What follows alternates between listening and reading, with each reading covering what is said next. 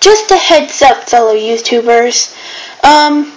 Please read the description before you hear me giving off my list, because I was going to describe all of the reasons why I like all of these shows, but I was probably going to talk too much, so here's my list.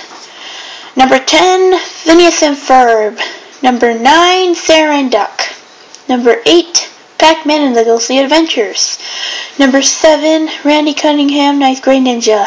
Number 6, Dude, That's My Ghost. Number 5, Foster's Home for Imaginary Friends. Number 4, Littlest Pet Shop. Number 3, Watercast.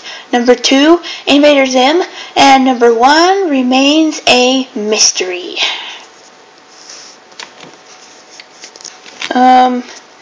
Thank you guys for listening. Goodbye.